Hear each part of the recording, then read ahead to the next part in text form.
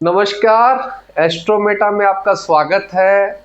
आज हम एक ऐसा टॉपिक पे बात करेंगे जो बहुत लोग उससे घबराए हुए रहते हैं। उनकी कुंडलियों में कॉम्बिनेशन होते हैं, क्योंकि क्या होता है, बहुत सारे मिसकंसेप्शंस है कुंडली के या एस्ट्रोलॉजी में। लोग बोल देते हैं ये हो गया। जैसे कि आज जो टॉपिक चल रहा है वो है राहु, शनि और चंद्रमा की युति, Saturn, moon and Rahu conjunction. अब ये कंजक्शन कई लोग बोलते हैं कि पिशाच, डेविल जो होता है, राक्षस है, ये योग बनता है। देखिए, जब भी शनि, राहु और चंद्रमा की युति होती है तो सबसे पहले आपको ये देखना है कि उनकी डिग्रीज कितनी है। माना जाता है कि 11 डिग्री के ऊपर अगर कोई भी कंजक्शन है वो कंजक्शन हार्मफुल नहीं होता। मान लीजिए शनि 10 डिग्री पे है, राहु 21 डिग्री पे है, चंद्रमा 28 डिग्री पे है किसी कुंडली में, या फिर शनि 10 डिग्री पे है, चंद्रमा 1 डिग्री पे है, तो भी चंद्रमा को इफेक्ट नहीं आता। मेनली क्या है कि आपको ये समझना है कि दो प्लेनेट है, शनि और चंद्रमा। ये कई लोग इसको बोलते हैं विष योग, और राहु और चंद्रमा को बोलते हैं ग्रहण योग। जब ये दोनों योग एक साथ बन जाते हैं तो क्या प्रॉब्लम होती है, ये आज का विशेष टॉपिक है। तो पहले आपको समझना है कि इन तीनों की एनर्जी क्या है।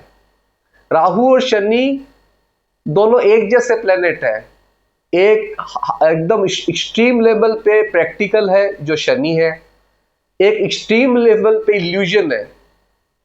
आपको शायद पता होना चाहिए इस बात का कि राहु और शनि की एक ही राशि है, वो है कुंभ राशि। शनि को भी कुंभ राशि मिली है और राहु को भी कुंभ राशि मिली है। तो ये चीज आपको समझना पड़ेगा कि इन दोनों का एक राशि है, मगर दोनों एक्सट्रीम लेवल पे। एक हाईली प्रैक्टिकल है जो कर्म का कारक है शनि, एक हाईली इल्यूजन है। आज के युग के अंदर राहु सबसे ज्यादा प्रैक्टिकली आपको दिख जाएगा हर जिंदगी के अंदर, क्योंकि जो भी इनोवेशन साइंस में होता है वो राहु के कारण ही होता है। क्योंकि राहु एक ऐसा प्लेनेट है कि जब हर चीज, हर इंसान सोचना बंद कर देता है, वहां से राहु सोचना चालू करता है।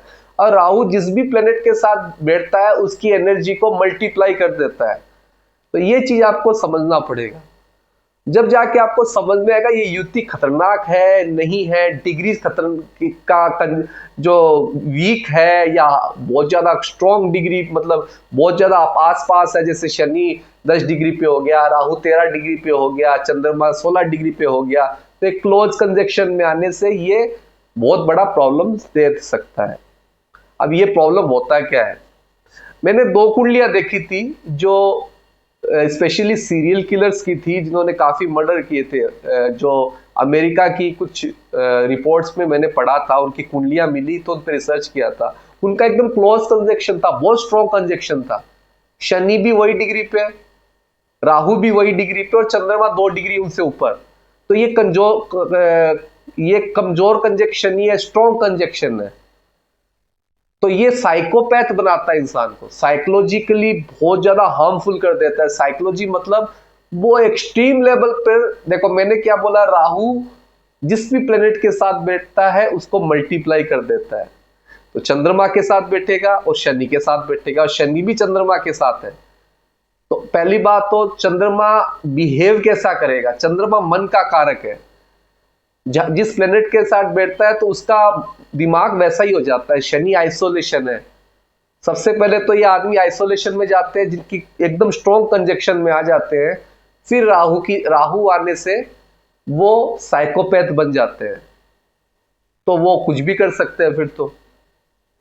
पर इस कंजक्शन के अंदर बहुत सारी अच्छाइयां भी है। देखिए, हर चीज के दो पहलू होते हैं। तो पहला पहलू तो आप ये पढ़ लेंगे कि राहु शनि चंद्रमा साथ होने से ये हो जाता है, वो हो जाता है, और लगातार उसी भ्रम में जीते हैं। अब कई लोगों की एक आदत होती है, उनको थोड़ा सा भी कुछ हो जाता है तो वो उस चीज को मान लेते हैं कि नहीं मेरी कुंडली में यही है। और कुछ लोग आजकल कुंडलियां देखना बहुत लोग थोड़ा बहुत जानने लग गए हैं, तो उनको ये लगता है कि मैं तो राहु शनि और चंद्रमा साथ में है, मेरा मन तो हमेशा खराब रहेगा, मैं एकांत में रहूं या मैं ऐसा काम करूं गुस्से में अपना अपना अपना ईगो सेटिस्फाई करने के लिए कि दूसरे का बुरा करने लग जाऊं। पर दूसरा पहलू क्या है? दूसरा पहलू है कि राहु इनोवेशन का भी कारक है, राहु रिसर्च का भी कारक है, राहु की देवी मां सरस्वती है, शनि कर्म का कारक है, चंद्रमा आपका मन है। अगर आपका मन कर्म की ओर बढ़ता है, जो कर्म आपको करने हैं, आप फ्री मत रहिए, आप लगातार कोई भी काम के पीछे पड़े रहिए, पूरा दिन यही सोचिए कि मैं फ्री नहीं रहना चाहता। जैसे शनि और मंगल किसी के साथ में होते हैं, उस इंसान को आप बोलोगे फ्री बैठ जाओ, फ्री नहीं बैठ सकता, या तो उसके दिमाग में सोच चलती रहेगी या वो कुछ ना कुछ करता रहेगा। चाहे घर का इलेक्ट्रिक काम करो, चाहे घर का प्लम्बिंग का काम कर लो, चाहे घर का कोई भी कचरा पड़ा उसको साफ कर लो। शनि मंगल वाले वो कहते हैं कि मेरे पास प्रॉब्लम नहीं है, मेरी जिंदगी बेकार है, उसको प्रॉब्लम चाहिए। वैसे ही राहु और शनि चंद्रमा मन है, मन आपका कर्म के पीछे लगाइए आप। मैंने एक वीडियो बनाया था शनि और चंद्रमा के ऊपर, मैंने बोला था कि ऐसे लोग आइसोलेशन में रह के बड़ी बड़ी रिसर्च कर सकते हैं, इतने डेप्थ में जा सकते हैं कि हर इंसान वहां तक पहुंच ही नहीं सकता। वैसे ही अगर आप राहु शनि को मल्टीप्लाई कर रहा है, राहु चंद्रमा को मल्टीप्लाई कर रहा है, जिसके साथ बैठा है राहु को एनर्जी दे रहा है, राहु के पास दूरदर्शिता है, वो बहुत आगे का देख सकता है, तो क्यों ना हम अपने काम पे लगाए? क्यों हम अकेले बैठे? क्यों हमको दोस्तों की संगति चाहिए? क्यों हमको सब जगह से ये चाहिए कि मेरे साथ कोई बैठे, मेरे साथ बात करे? क्या आप अपने लिए काम नहीं कर सकते? आप अपने लिए काम करिए, अपने अपने प्रोफेशन को, अपनी हॉबीज को काम पे लगाइए। आप अगर अपनी हॉबीज को काम पे लगाएगा तो आपका मन का ठहराव आएगा। दो तरीके के काम होते हैं, एक होता है आपको जीवन यापन करना है, जबरदस्ती सुबह उठना है, सुबह उठ के 10 बजे ऑफिस जाना है, रात को 7 बजे घर आ जाना है, ये हो गया एक नॉर्मल काम। एक काम वो होता है कि नहीं, मुझे जो पसंद है मैं वही करूंगा। जैसे कि मेरे को एस्ट्रोलॉजी बहुत पसंद है, मैं मेरा बता देता हूं, मुझे साइंस बहुत पसंद है, मैं हमेशा एस्ट्रोलॉजी और साइंस को कंबाइन करके चलता हूं। तो इसीलिए मुझे पता है कि देखिए कि आपके रिजल्ट्स क्या आएंगे कोई भी चीज को लेके। तो हमेशा आप दूसरे से उम्मीद करिए मत करिए, दूसरे से उम्मीद ये मत करिए कि आपका साथ दे, आपके दोस्त हो। बहुत लोगों के दोस्त नहीं होते हैं, क्योंकि जिंदगी नहीं चलती। आप रतन टाटा के ऊपर भी अगर थोड़ा सा रिसर्च करोगे, आपको पता चलेगा कि रतन टाटा ने बोला मेरा कोई दोस्त है ही नहीं, मैं अकेला आगे बढ़ा हूं। क्या वो सक्सेसफुल नहीं हुआ? मेरे हिसाब से उससे ज्यादा सक्सेसफुल बिजनेसमैन या इंडस्ट्रियलिस्ट आज तक कोई हुआ ही नहीं है। तो ये सोचिए कि मुझे अकेला रह के मेरी हॉबीज जो पसंद है वो काम करने हैं, मुझे काम करते रहना है और रिसर्च लेवल पे काम करना है, तो आपको ये चीजें बहुत इफेक्टिवली काम करेगी।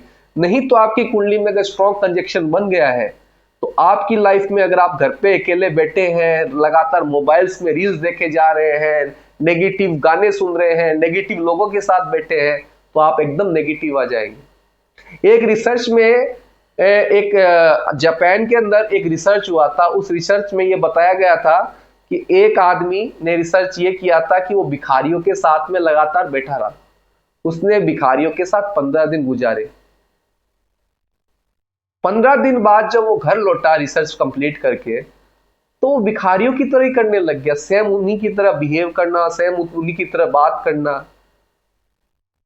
तो आप सबसे अच्छा है, नेगेटिव लोग अगर ज्यादा है आपके पास तो अकेले रहिए, मत रहिए उनके साथ में, क्योंकि लगातार आप उनके साथ में रहोगे ना तो आप भी वही बन जाओगे। तो जिन की कुंडली में शनि, राहु और चंद्रमा है, उन लोगों को या तो पॉजिटिव लोग को ढूंढना चाहिए, अगर नहीं मिलते हैं तो अकेले अपनी लाइफ को गुजारना चाहिए। कोई भी सेंटिमेंटल चीजें मत देखिए, कोई भी इल्यूजन की चीजें मत देखिए। अकेले आप फ्री रहेंगे तो इल्यूजन आएगा आपको, ये कंफर्म है। ये युति इल्यूजन क्रिएट करती है, साइकोलॉजी पे भी बहुत बुरा असर डालती है ये युति। तो साइकोलॉजी पे बुरा असर जब पड़ता है जब आपके पास समय होता है उस चीज को करने का। आप गलत सोच जब भी कर पाएंगे ना जब आपके पास समय होगा। एक इंसान भूत के घर में रहता था, जहां भूत रहता था वहां रहता था, उसका बिजनेस सही नहीं चल रहा था, उसको भूत से फर्क नहीं पड़ा, क्योंकि सबसे बड़ा भूत तो उसका बिजनेस ही नहीं चल रहा था, फाइनेंशियल सिचुएशन अच्छी नहीं थी, तो उसको भूत के साथ रहने से भी फर्क नहीं पड़ा। पर वही चीज आप ये सोचिए कि आपकी कुंडली में कंजक्शन है और आप फ्री रहते हैं, आप नेगेटिव चीजों के सोचते हैं, आप साइकोलॉजिकली ये सोचते हैं कि मेरे साथ बुरा हो रहा है, उसने मेरे को बुरा बोल दिया। देखिए इस दुनिया में ना हर इंसान का काम है दूसरे को बुरा कहना। इवन आप सोशल साइट्स पे भी देखेंगे लोग एक दूसरे को बुरा ठहरा रहे हैं। एक ब्लॉगर दूसरे ब्लॉगर को रोस्ट करता है, उसकी मजाक उड़ाता है। कई लोग कमेंट में वीडियो देखते हैं और कमेंट में सामने वाले की गलती बता देते हैं। ऐसे लोग दुनिया में बहुत है, उनके पास वक्त है, बेकार टाइम्स, उनको सीखना नहीं है। आप YouTube से सीख भी सकते हैं, सोशल साइट्स, गूगल्स, ये प्लेटफॉर्म आपको सिखाने के लिए, बिगाड़ने के लिए नहीं है। आप उसे सीख भी सकते हैं, मगर प्रॉब्लम क्या है, हमको शॉर्ट वीडियो देखने हैं और शॉर्ट वीडियो को सिखा नहीं सकते। आप कोई भी एक 20 मिनट का पूरा या 30 मिनट का पूरा वीडियो देखेंगे, जब आपको समझ में आएगा कि आपकी प्रॉब्लम क्या है। तो सबसे अच्छा चीज मैं आपको समझाता हूं, जिन किन्हीं की कुंडली में राहु शनि चंद्रमा की युति है, उनको डरने की कोई जरूरत नहीं है। उनको लगातार अपने ऊपर काम करना है, नेगेटिव लोगों से दूर रहना है, नेगेटिव चीजें देखनी नहीं है। अगर आइसोलेशन की जिंदगी है, आपके दोस्त नहीं है, आप अकेलापन है, तो अपने काम पे ध्यान दीजिए, अपनी रिसर्च पे ध्यान दीजिए। आप अगर रिसर्च पे ध्यान देंगे, यही राहु शनि चंद्रमा की युति आपको हाई लेवल तक ले जा सकती है, जो लेवल आपने सोचा भी नहीं है। जी हाँ, ये मेरी रिसर्च में मैंने देखा, ऐसे लोगों ने बड़ी बड़ी किताबें लिखी है, बड़े बड़े उनको अवार्ड्स मिले हैं और बहुत वेल स्टेब्लिश आदमी है आज के टाइम में। उनकी युति, एक आदमी की युति 10th हाउस में थी, सेम ये राहु शनि और चंद्रमा क्लोज कंजक्शन में थे। उस इंसान ने इतने अवार्ड जीते हैं अपने रिसर्च के अंदर, क्योंकि वो अकेला हमेशा पढ़ता रहा, रिसर्च करता रहा। उसको दोस्ती नहीं मिली, घर का परिवार का सुख नहीं मिला, मगर वो हार नहीं माना। वहीं आप ये सोचो कि मैं रूम में बैठा रहूं, नेगेटिव चीजें, कोई कुछ बोल दिया मुझे फर्क पड़ गया, किसी ने कुछ बोल दिया मुझे फर्क पड़ गया, तो इस पे आपको क्या होगा कि आप किसी को फर्क नहीं पड़ना आपकी लाइफ पे, आपको क्या बीत रही किसी को मतलब नहीं है। लगातार अपने पे काम करिए। इस युति का पॉजिटिव शाइन यही है, दूसरा पहलू, ये युति बहुत अच्छी भी है। आप वो सोच सकते हैं, वो कर्म कर सकते हैं अपनी इच्छा से, जो कर्म कोई भी नहीं कर सकता। जहां लोग सोचना बंद करते हैं, वहां से आप सोचना चालू कर सकते हैं। तो ये चीज हमेशा ध्यान रखिए। रेमेडियल पार्ट पे अगर आते हैं, वो शॉर्टली बता, रेमेडियल पार्ट पे अगर आते हैं तो पहले आपको ये देखना है ये युति कौन सी राशि में गिर रही है। सात्विक राशि में गिर रही है। सात्विक राशि होती है कर्क, मीन और धनु। अगर इसमें गिर रही है तो ये युति अच्छी है, आपको प्रॉब्लम नहीं देगी। राजसिक राशि में आ रही है, ये मिथुन, तुला और कुंभ राशि राजसिक राशियां हैं, तो इन पे आने से आपका ईगो हट होता है। इसीलिए सबसे अच्छा है कि आप दूसरों से अपना अलग होना सीखिए, अकेले काम करना सीखिए। अब आ जाती है तामसिक राशि, जो मेष, वृषभ, सिंह, कन्या, वृश्चिक और मकर राशि है। मेष, वृषभ, सिंह, कन्या और वृश्चिक और मकर राशि है।